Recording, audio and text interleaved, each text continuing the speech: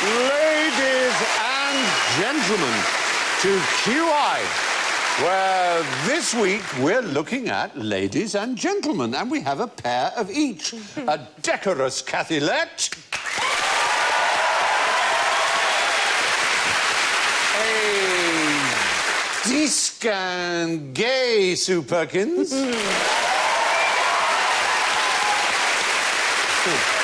A dashing Ross Noble.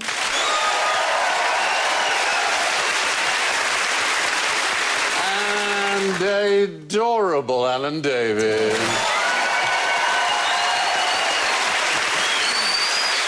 So, let's listen to the ladies. Cathy goes... 3 times a lady. Oh, and that's Lionel, who has 2 L's himself. And it's Sue also goes... libelous. Yeah, libelous.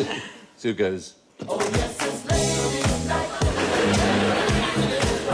Oh, yes, it's ladies' night. And lo, the gentleman. Ross goes... I'm a man. I spell M-A-N.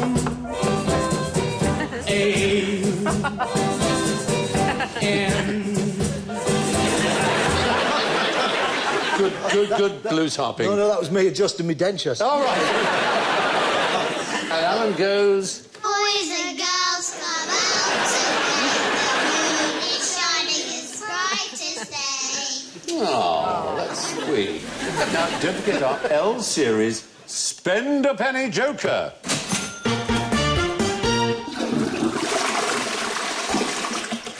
So, if you play your joker because you think that the answer to the question is something to do with the lavatory, you'll get extra points. Right, now, ladies first. Oh, you smoothie. Oh! Why shouldn't you have the vote? Finally, your true colours. We'll find out the size of your election. No, you must be talking about. Are you talking about in suffragette days? What they? Yes. Okay. What were the reasons advanced for women not being given the vote? Well, I mean, it's unnecessary, isn't it? I imagine it was the aristocracy that were the most fervently against. Oddly enough, in the days of the suffragette movement, possibly, you could argue, it was socialists who had the most objection, because the suffragette movement only asked for votes for property-owning women. Mm. And the socialists regarded that as deeply wrong, because they said, well, that would just stuff Parliament with even more bourgeoisie. Yeah, we wouldn't want that. Yeah. And, in fact, a lot of the enemies of votes for women were... Were women. Were women, yeah. exactly. Yeah. There you are. These are the women against it, and they didn't want That's it. the one behind going. I'm late! Lobotomy! The woman has a hammer, which is... I always trying to suggest... But there was sort of the Stockholm syndrome, wasn't it? That they were brainwashed. They'd been brought up to be decorative and demure. Yeah. And they had this idea they had to be at home looking after the children and being domesticated and doing the home cooking. Home cooking, that place where a husband thinks his wife is. Yes. And also I think they were... The women who thought that way, obviously, they were also a bit brain-dead because of the corsetry. Their corsets were so tight, it had cut off all circulation to the brain. Do you know where Constance Wilde, Oscar Wilde's wife, comes into this? No. She was a very, very leading figure in a movement which was a precursor to Votes for Women, yes. which was called the Rational Dress Society. Oh, yes. Oh, yeah. right. Because women in Victorian eras, as you rightly say, were corseted to within an inch of their life. They could barely And they wanted breathe. to loose it out. And that's why they would faint so often in hot dinners and parties and things, balls. But what you could do is, as the blood was cut off, you could turn them upside down. It would rush their legs, and you could have a lovely egg. Yeah. The 3-minute lady. Yeah. And Constance Lloyd, then, wild as she was, very intelligent, splendid woman, she was one of the first to say, well, we should wear rational dress, you know. straight, loose clothing that doesn't constrict us. And that kind of was symbolic of a wider constriction that existed in society in terms of what they were allowed to do.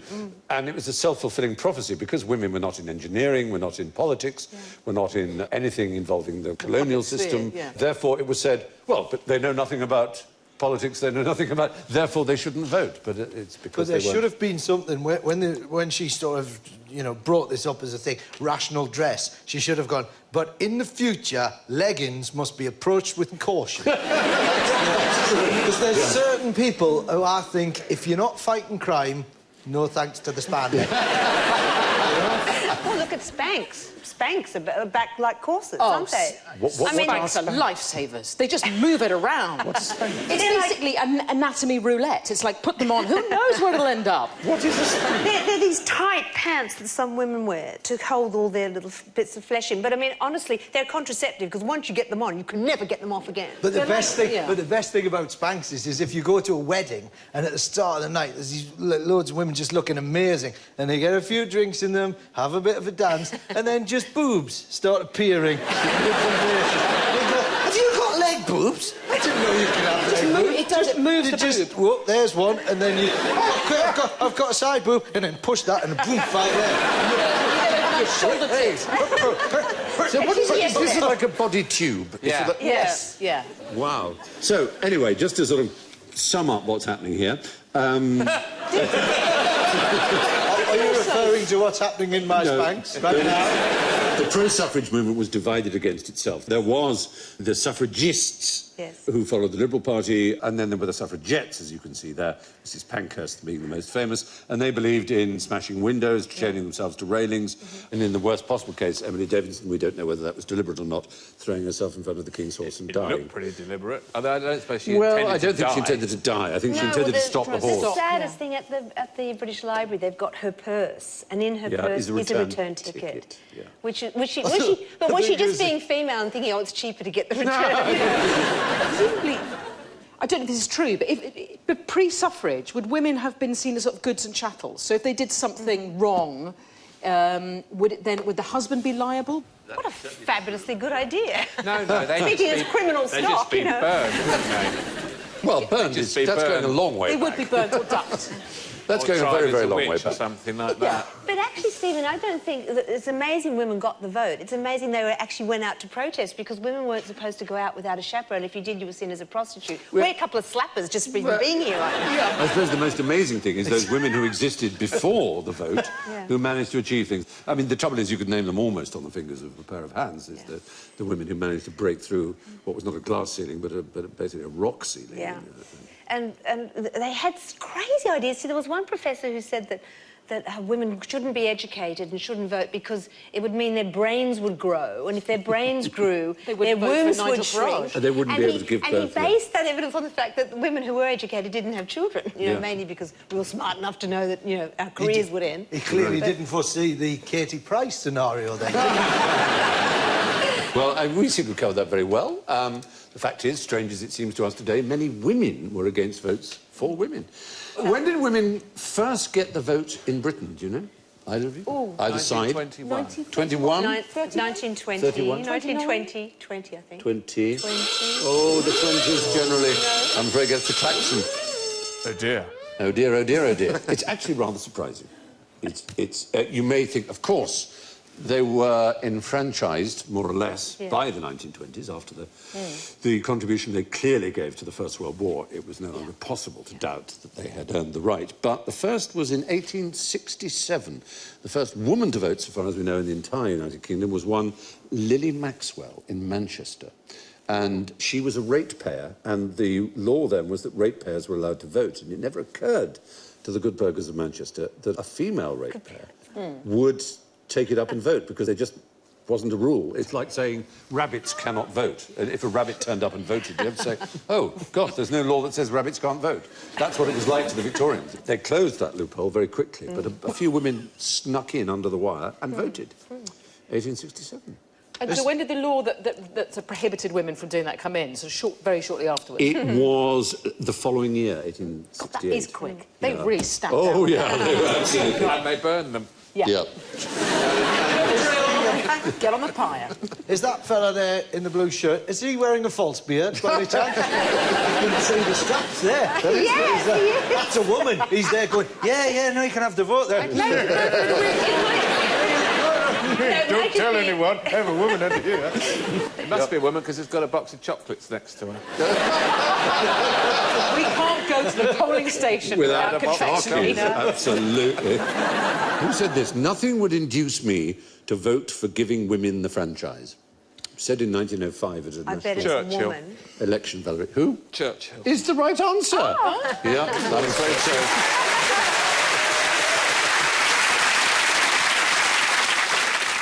Yeah, he did say that. He was not, let's face it, the most liberal and progressive man when it came to empire and things like that.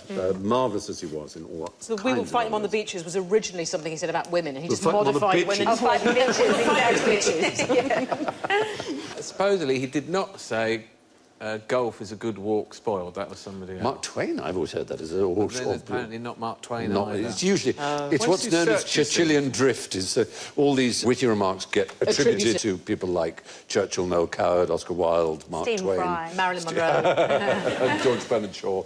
Yeah, But it's always like the real highfalutin ones, isn't it? The real amazing bits of wit that then get attributed Yeah. to somebody else. It's never like cannon and ball, is it? I think it was Churchill that once said, "Oh, Tommy, you've got me skin." I've got my eye on you. I've got my eye on you. Tommy! Rock on. Right. I believe that was Churchill, wasn't it? I believe it was... So there you are.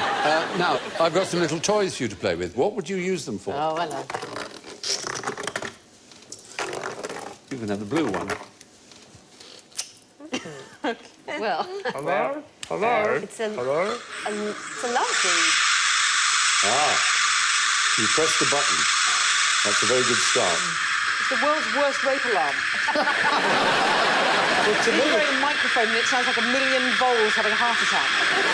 Now you can hold them away from the mics because you're sending the audience mad. I can't turn it off! It's a tiny stadium audience in a box. You just go, "Good It seems to be evening, white Wembley." noise. This is what it's trying to do. Oh, go on. Oh, that's better. Flush out the toilet. Yeah. Why would Why you want is to the replicate word? the sound of a flashing toilet wherever you go? More to the point, why has Stephen got an app on his phone?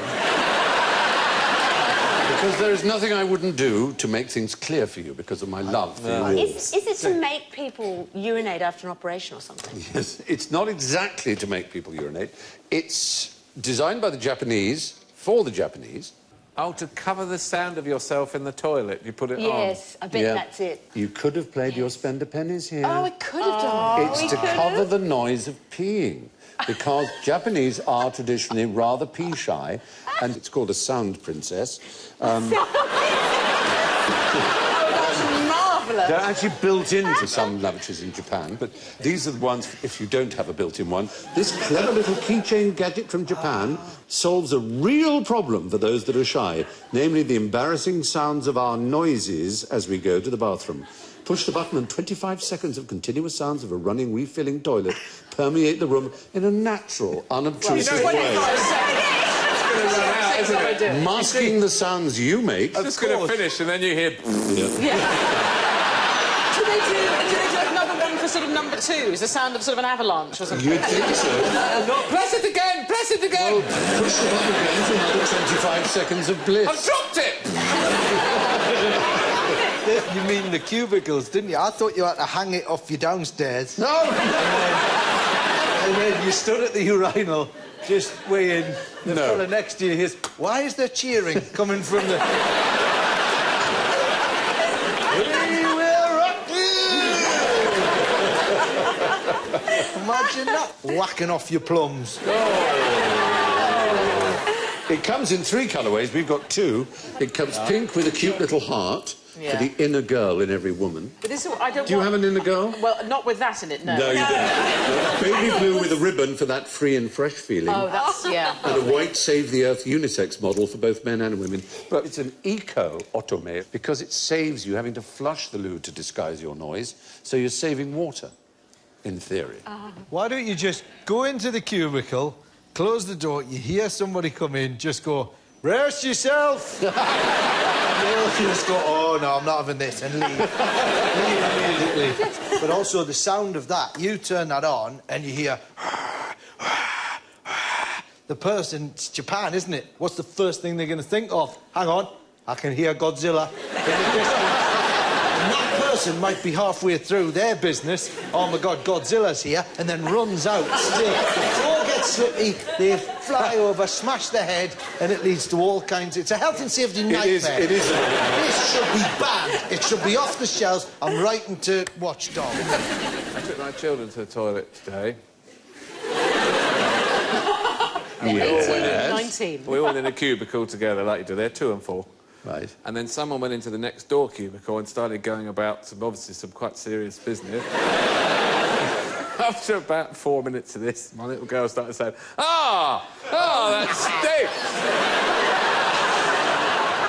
Oh, it's terrible! It's really smelly in here! Oh, that's awful!" And I could hear the person in the next cubicle laughing. Where was The O2 centre on the Finchley Road. Oh, no. Oh, No, it was me. I know the very one. Well, there's only one other thing that's vaguely connected to this, and that's the architect, Sir Edmund Beckett, the first Baron Grimthorpe. And he was considered the best locksmith of the century, and he hated it when people didn't pull the flush in his lavatory. So he set it up such that if you went into his loo and locked the door, then if you didn't flush, you couldn't get out. It was locked. Only when you flushed did it unlock the door. Isn't that brilliant? That is quite brilliant. Yeah. And maybe, for the ladies' sake, it would be the same if you lifted the seat or lowered it rather than lifted it. Which is it you like? I always Well, we forget. like it where you do the wee in the hole bit. Oh, really? That's what we like, as opposed to all never the way occurred to round. Just the rest of the toilet. Anywhere in the rest of the toilet. Takes all the fun out of it. I suppose we could try that, couldn't we? Now, the difference between the sexes here is that men seem to think sitting on the toilet is a leisure activity, which women just don't get that, do we? You're quite quick about it. Yes. Yep. Who wants to stay in Well, there? maybe if you weren't outside the door giving it all that. Well, now. I am joking. I am joking. The sound... Ladies' toilet, was it George Bernard Shaw? I think he definitely was the one who pushed for it, as it were. Previously, there'd been lots of public conveniences for men, but never for women because it was thought rather Women didn't wee. inappropriate Well, we- for women They to go, caused it you know, outside their own home. Well, the building of theatres, of course, in the 19th century did not take women into account, did it? And to this day, you can see it at the intervals of plays, women having to queue up, while men are just peeing all over the place. Just one bog and a tannoy bellowing. You've got 1 minute till the, till view from a bridge starts, and you've got a bladder the size of a spaceship, and then you just do it on the seat and cry. You go home with a wet bottom on the night bus. That's the title of your autobiography already. Bottom on the night bus. I love it. Anyway, next question. What can you catch from a lavatory seat? A tennis ball. If you position it right so that they're just serving through a slightly open window. Yeah, you can just get it. Very good. Lob it through. Nothing. Nothing. No, that's not right. It's so not right, you get a klaxon. Something. Not good enough. Everything not right. There are quite a few diseases. Gonorrhea. Syphilis. Is it the crabs? Is it the tiny crabs? There are a number that are very much known to be caught. Hepatitis, dysentery, fungal infections, puerperal fever, viral gastroenteritis. But the only way you catch it from the loo seat is from the loo seat to your hand to what is nicely known as a soft entry point. Which tends to be the nose or the mouth. Right. So as long as you wash your hands, you're perfectly safe. You don't get it through the thighs and bottom. Yes, that would be weird. That would be weird. Surely the bottom is something of a soft entrance. It is. Unless you're doing it very, very wrong, it should be hovering over a nice hole in between the seat. Yeah. What, So you the- just stand up? I tend to slide off on Do you? Well, I know from now on not to. That is why they have a gap under the door. so your feet can go through. What I do... That's brilliant. So you leave all your doings and then get out with the door locked. What's happened there? Oh, my God, he didn't even flush it. I don't need to flush it. It will not unlock the door. Whoosh! Sometimes, if you time Don't it you right... catch your testicles as they go? It's a sort of a reverse limbo. You pull them in like a sumo. All right, What OK. you do is you time it right so that when the fella or the lady is mopping the floor, I slip out from under the door. It's like the curling. Somebody opens the door all the way down. It's what are you doing? I'm fine, I'm fine. And then as you're moving, it pulls your trousers up. That should be an Olympic category, I It think. should be an Olympic category. That is excellent. superb. Never do it on the ice, though. Never. Those of us who use lavatories in a more, shall we say, normal, usual, conventional way, tend not to do that. We tend to keep the soft entry points of our bottoms. That is why I'm riddled with disease. Yes, would explain it. Yeah, absolutely.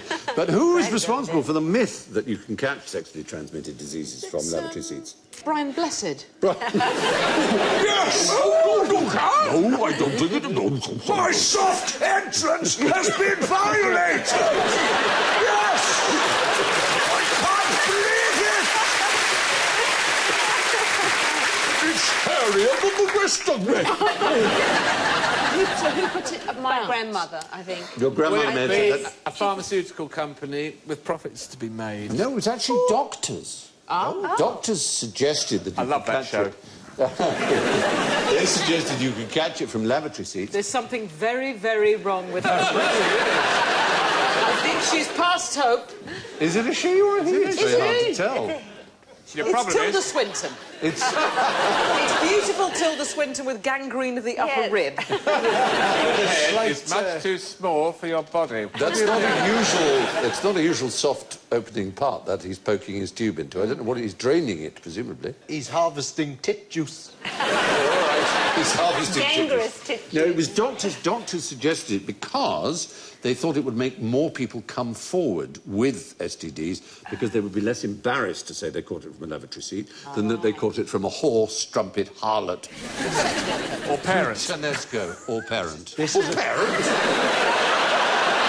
Don't make me repeat things without thinking. It's all wrong. This is a thing that happened to me. I'll share, because I've been All right. amongst friends. I went to the doctor, had terrible, like a sort of a... It was almost like welts in a sort of a... Did you say welts? Welts. Welts. It was a red... No, welts with a T, not with a K. I thought you said whelps. It was some there was a... Yeah, welts. Oh, I was bothered by cockneys. And all the time, I had chimney sweeps around me. Feed the birds. Went to the doctor, and I thought, I've got some sort of... Yeah. Went into the doctor, he went, pants are too tight. That's what he said. Said, "Your pants are You too had your Spanx on, that was Just why. had So you were kidding yourself that you were a medium and in fact you were an extra large. I've done it. I've been there. And you do get welts. You get awful webbing marks. Webbing? Yeah, well, you know, the webbing of the... You need to just loosen that elasticated- banana hammock and let it. I went for the larger pant, and since trouble-free. It's been simple, yep. I know. What a wonderful, wonderful thing. So there you are. Now, here's one for the gentleman at last. How could your mother-in-law help you run things a tiny bit better? My mother-in-law. Yeah, no.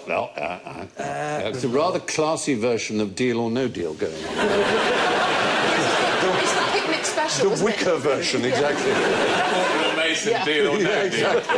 exactly. It's a hell of an episode of Blind Date as well. Will it be number one, the older lady who... They look like they've just emerged from them. What's that in them? So anyway, there are two daughters-in-law with a mother-in-law, but that's just an example, obviously. Run things. Yes. What about running things? I mean, who Taps. runs companies and things? CEOs. CEOs is exactly what we're after, actually. A study of 6,753 deaths among CEOs and their families found they caused a statistically significant and economically large decline in the profitability of their companies. But there was one exception. The death of a CEO's mother-in-law led to a positive effect on performance. Right. So you're now advocating that mother-in-laws of successful CEOs should just do the decent thing, ladies, and top It yourself. was marked as positive but statistically insignificant, which makes it rather sort of peculiar. But there is one feature that CEOs should have in America which will make them more successful. Do you know what that A is? face. Is it a face? It's not something like face, but it is physical. It's rather good news for me. Height. A big... Height is the answer. Oh, right. Yeah. Height is more important than race, sex, or ability when it comes to CEOs. Only 14.5% of US men are over 6 foot, but 58% of CEOs are. Which is a hell of a This is difference. going to piss on Jeanette Cranky's Yeah. attempt to lead Pfizer. You think it would be a towering intellect they would need? I mean, because I always think the only important organ in a man is the big throbbing organ, you know, between Is the that ears. should The only be. place where size does count. You know, Stephen has a big throbbing organ. Oh, bless him, darling. And in the US is also the issue of the pay differential between large company CEOs and their average employees. But the fact that I haven't yet given you is that CEOs anyway, no matter how much they're paid, have absolutely no effect on the performance of a company. So they're just... So the idea that they're worth what they're paid, which apparently only applies to them and not to average workers anyway, is complete nonsense. And there are perfect examples of this which you can give you. A report in 2013 found that during the years 1993 to 2012, 40% of the highest paid CEOs in the US had either had their companies bailed out by the taxpayer, or had their companies charged with fraudulent activity, or been fired for poor performance, or overseen the death of their companies. These are people paid millions a year. So the fact is, 40% of them have been shown to have disastrous effects In on the their UK, companies. Yeah. women get 58p for every pound that men get. Yeah. I know, 100 years since Emily Pankhurst tied herself to the railings and we still don't have equal... She never called for equal pay, of course. They only arrived in the Shall we 70s. riot? Hardly had Shall any we do a jobs. riot? Shall we riot, yeah. Let's do a riot. Do a riot. Do a riot. There's Do a 3 people riot. that are ready Do to a say no. riot. So the death of a CEO's mother-in-law helps businesses a little bit. Now, staying with lady relatives for a moment, can you finish these real suggestions from agony aunts? Here they are. There is no more harm in a kiss than... Shaving a monkey and pretending it's a woman. I don't know where that's coming from or where it's going. Sorry, I'm so sorry. Is it the common cold? It's actually a loaded revolver. Oh. It's from Ali Sloper's Half Holiday of 1911. Next one, kidney troubles, coughs, colds, toothache and neuralgia, diarrhea and stomach catarrh are frequently brought on by... Exposing one of your soft entrances. message. Convenience. I tell you, it's true. Kidney troubles, coughs, colds, toothache and neuralgia, diarrhea and stomach catarrh, frequently brought on by paddling, rowing. Paddling is the right paddling. answer, yes. Bizarrely. It's Mother and Home, 1910. And finally, if your friend is too fat, she should... Only Try be presenting seen... Bake Off.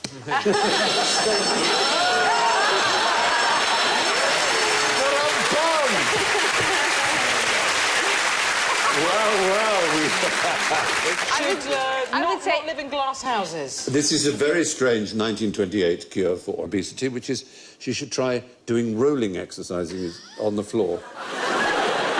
For the amusement of the family. The world's first agony aunt was actually a man. And he was called John Dunton. He started a twice-weekly periodical called the Athenian Gazette, lately changed to How the can a man Athenian with Mercury. hair like that give advice to anybody? Everybody had a peruke in those days. Yeah. Like- And what kind of advice did the agony aunt Well, give? quite interesting. Mostly it was literary, political, scientific or religious. Never Then bathe. he got a letter from a lady, and he was rather surprised. And she asked if she could submit questions. So this led to a spin-off, a reasonable question sent in to us by the fair sex. And the spin-off was called The Ladies' Mercury, not surprisingly, the first women's magazine. Yeah. Its mission was to answer all the most nice and curious questions concerning love, marriage, behaviour, dress and humour of the female sex, whether virgins, wives or widows. Is there any other type? No other types. There is no other type. Murderous. No. Stephen. No lady will ever touch you or hurt you. It only lasted a month, but things would never be the same. He was asked at one point by a woman saying she was lonely. He advised her to go down to the docks and find a randy sailor. He didn't use the word randy sailor, but said there will be sailors plenty to oblige. Another asked, "Pray oblige me with the opinions you have met concerning with the capricious and extravagant humours of women." And he replied, "The word capricious is used to signify the extravagant humours of most women, because there is no animal they resemble more than a goat." which is pretty odd because he God, actually dressed up as a woman in order to avoid tax and debt. Yeah. Yeah. Gary Did he Barlow actually- didn't think of that one. No, he didn't. Did he look like a goat when he dressed up as a woman? Presumably. How shall I do it? They look like this, don't they? Horns and four hooves and going up a Horny, mountain. But that's fascinating that he gave such ribald advice. I mean, because in Victorian times, agony aunts were so... They were sort of dipped in penicillin and had Well, their they pins stuffed were. underpants on. But telling her to go down and look for a sailor... Yes, go... who's a horny amazing. sailor who just wants anything with a hole in a heartbeat, you know, it's quite fascinating. That's very the impressive. second volume of my autobiography, I think. They're all collected in a book. Never Kiss a Man in a Canoe. Words of Wisdom from the Golden Age of Agony Aunts by Tanith Carey. We've collected them all for your pleasure and enjoyment. So now let's man the lifeboats. What was the 7th most common cause of death among German submariners in World War I? Was it banging the heads on yeah. low doorways? Bulkheads, I believe they're called them. Being shot. Well, shot, yes, Disease. kind of, but shot in a particular way. Can I do one? Yeah, I go on. think toilets. The water coming in rather than Overflowing flushing or- out, maybe? Toilets? How ironic Do you to know, die of an it's overflowing so toilet in a convincing. submarine. Unfortunately, it's not the case. Being Okay, fired was it out of a friendly torpedo fire? tube. Well, not friendly fire, very unfriendly fire, and deeply unsporting unfriendly Putting fire. it's soft tissue access, communicable diseases. No, I'll tell you what it is the Germans were very sporting and gentlemanly. They used what were called cruiser protocols, which meant that if they approached a merchantman, in other words, not a warship, what they would do is they would rise to the surface and they would give an opportunity for everyone on board to get into their lifeboats and sail away to safety. Then they would sink the ship with its supplies, because that was a legitimate war target. So what the Royal Navy did was they got these ships that they disguised as merchant marine ships. And they got their sailors to dress up in drag and walk up and down as if they were women. Like goats. Like No, goats, goat exactly. As if they were perfectly natural civilians. And the German U-boat would approach and call out and say, you know, man your lifeboats. The captain of the merchant marine thing would pull a lever, reveal all the weapons, and shoot down and destroy the U-boat. And it was mean. That was That's beastly. not Marquis of It's not Queensbury, is it? cricket. No. No. So did they learn their lesson and perhaps disguise themselves as a sort of hen party on a sort of... They should have done. But 14 German submarines were felled that way, making cross-dressing sailors the 7th leading cause.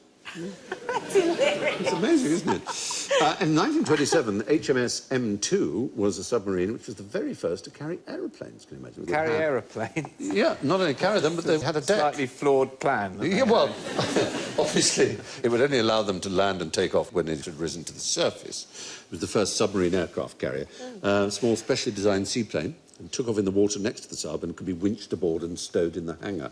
Unfortunately, they once opened the hangar too early and the whole thing was sunk. Oh. Very sad. Now, ladies should be covering your ears, because you're very sensitive, I know. Can you name an Anglo-Saxon swear word? I would say...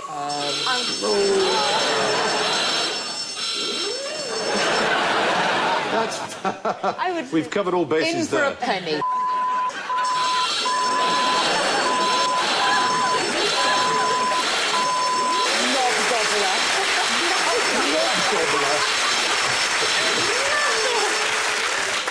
Gobbler is Anglo-Saxon. It's also a delightful wading bird. The amount of times Bill Oddie's gone after a knob gobbler. He does spend a lot of time on Hampstead Heath, it's certainly true. That's where he comes from. Look at the plumage on that knob gobbler. This isn't rude. It's a, No, type, not of, the least. it's a type of bird. You know, who wouldn't want to stroke a knob gobbler? But no, you see, the fact is, we have no knowledge whatsoever of Anglo-Saxon swearing, because the only Saxons we know of are those who wrote. And those who wrote were in holy orders and tended not to swear. They must But have we been have no swear evidence words. for them. But we do know that Vikings swore, because we actually know there's a particular word, and this is rasragar. It's such an appalling word that if one Viking called another Viking rasragar, the Viking who was called it would be entitled to kill the man who called him that. And indeed, if he didn't try and kill him, he would be expelled from the community, and indeed be proved to be a rasragar. I've been told what rasragar means, but I just cannot tell you. Is it? I just can't. Is it rasragar? Rasragar. Is it to do with colouring? I just can't. My Russet mind beard or has got something. the idea of it in its head, and I He will must never be tell the us. What do same you again. think? I think don't know. that we all want to know, right? No. Anyway, the fact is there are no known Anglo-Saxon swear words in the sense that Anglo-Saxon peoples use them. Let's say it's time for a maths test and it's ladies versus gents. Which team will let itself down? Oh, Lord. What's happened to your face? It's very disturbing, isn't it? So which team will let itself down? If it's the pair of us, we will lose because I'm really bad at maths. Yeah, well, that's because women are always told that that's 10 inches. We know that. That isn't 10 inches? No, exactly, yeah. And also on our team, the little boy at the back has had a severe head injury. And look at him, he's concussed. He's sat there, he's going, I'd like to do maths, but I've been smashed in the face with a ruler. This is the gender fulfilled. This is, you know. It is self-fulfilling prophecy. Yes, because women are told we're bad at maths and bad at those And we things. just did it, because actually we did, just immediately. said, oh, we'll never We're be able bad to at do it maths, because yeah. we're rubbish at Indeed. maths. Yes, and it's been tested because there's a general feeling that seems to be, again, self-fulfilling, that Asian people are very good at maths. So if you take a group of Asian women and say, now you're women and you're going to do a maths test and the men are going to do a maths test, they tend, say, to get 60%. And then you take a group of Asian women and say you're Asian and you're playing against a group of European men, they will tend to get the same level of difficulty, 80 or 90%. Really? Right. So it's really about being told what you are. Yeah. And the very fact that you're told you're a woman, it makes you think, oh, God, I'm no good at this. Yeah, So because your self-esteem's lower than Lady Gaga's Yeah, bikini line. because I'm rubbish at maths, but when I go, you're an Asian woman, boom, I'm on countdown next week. I'm just going to sit there. Now, some might say that's borderline racist, what I've got planned, but, you know, I'm going to win. That's all that's So it's about which your tribal affiliation. So if you are reoriented to affiliate with a more successful... Yeah. So, you know, whether you're... you could be a woman or maybe a redhead or you could be a European or an Antipodean or whatever. And so you find the right one. Yeah. Well, similarly, some retailers have tried to make their toy displays gender neutral, but they have a toy toolbox and a toy handbag, and one is blue and the other's pink. I mean, how is that in any way neutral? Lego has a pink brick box that has everything young girls need to create a world of building fun, apparently, and includes a female minifigure. And teenagers Female also... minifigure? Minifigure. What would you do? Just got a slightly smaller Dream version on. of your own finger. This is a shit gift. I've got 5 and now I've got just a really small one. OK, women who are reminded they're women do worse at maths. And now, hold your horses, ladies. Fingers on buzzers, gentlemen, because it's time for a bit of general ignorance. Right, what did Lady Godiva do? Lady. Yes. Well, of course, she rode naked through the town because she wanted to... I forget what was the she doing it for. She wanted... No. Whoa. Which town was it that she didn't ride naked through? Birmingham, I think. Birmingham? Coventry is the one that people suppose that Coventry, she owned Coventry, interestingly. Did she? Yeah, she owned it. And the first story of her riding naked is the early 13th century. But actually, that's some 200 years after she lived. And this story was a fellow called Roger of Wendover, who was a notoriously unreliable purveyor of anecdotes and gossip. In fact, the story that he gave was that her husband, who was the Earl of Mercia, had put large taxes on the citizens of Coventry. And she thought this was unfair, and she said, you must get rid of these taxes. He said, I'll do it if you ride naked through Coventry. And so she thought, all right, I like the people of Coventry, I'll ride naked. And they all obediently closed their eyes. But there's no evidence for any of this. All this is later. Do you think that would work today if we suggested that to Boris Johnson if we rode naked through the Through town? the We could streets of stop paying our taxes. To bicycle on a Boris bike through the streets of London. Yeah. Naked. The story of Lady Godiva is horseshit, frankly. So what did Mary Magdalene do for a living? Mary Magdalene, what did she do for a living? Are we dare? I just want to hear that again because Yep. I'm so in the groove with that shit. Yeah. She was a sex worker. A sex worker, a prostitute. We call them sex workers now. Sex workers, they are called sex workers. Sex workers. No, inasmuch as we know anything about her or anything about anybody in the Bibble. She's got jaundice, that's what we know about. I think we've taken faces from some sort of CNE school rendering of her. But she's mentioned in each of the 4 Gospels, Mary Magdalene, and not one of them says she was a prostitute or even a sinner. All At you some need point... to do is to have sex once. If you're a girl and right. But it's not mentioned that. But you know. it did say that she spent a lot of time on the docks. Wink, wink. At some point, she became confused with 2 other women in the Bible, Mary, the sister of Martha, and the unnamed sinner from Luke's Gospel, Gospel, both of whom washed Jesus' feet with hair, if you remember. That's the 3rd chapter of your book. Yeah. The unnamed sinner from Luke's Gospel. In the 6th century, Pope Gregory the Great made this confusion official by declaring in a sermon that these 3 characters were the same person. This remained the official line for over 1,000 years until the Catholic Church finally ruled that Mary Magdalene was not the penitent sinner in 1969. And the whole world went, ooh. Oh, I've been calling her a slag for 2,000 years. Can I just ask, right? I'm no art historian, but why is there a severed baby's head with no body attached? Just It's like a Got the wing flying ears. tray with a head on it, isn't it? just the wing ears. You will get these in Baroque paintings. Putti, as they're called. But how do we know that that is a cherub and not just like a fat-faced bird? That's a knot gobbler. That's what that is. Well, the Baroque did go rather crazy, and there's no real excuse for it. It's overdone, to say the least.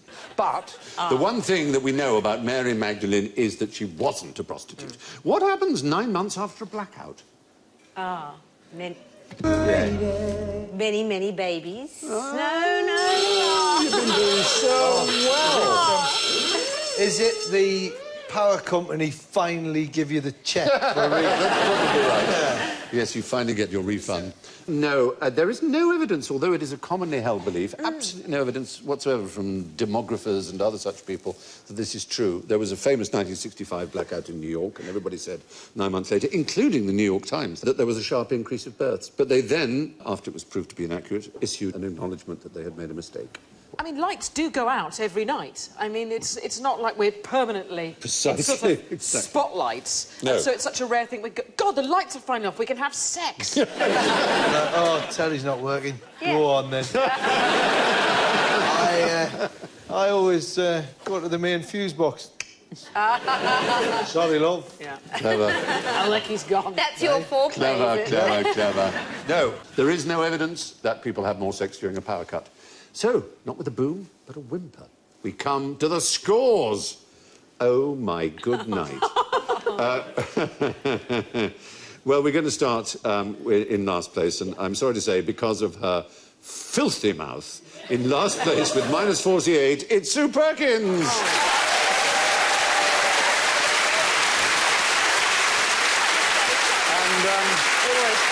Hardly less Anglo-Saxon with -28 is Kathy Ladd. Thank you.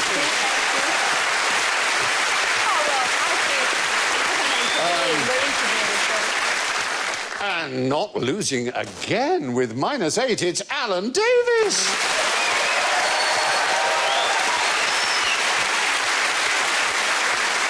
Second place, you must be very proud. It only means there's one winner. With +2, Ross Noble.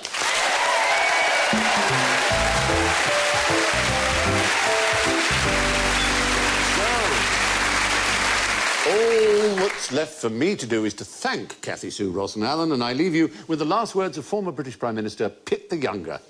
I think I could eat one of Bellamy's meat pies. What greater last words could you ever have? Good night.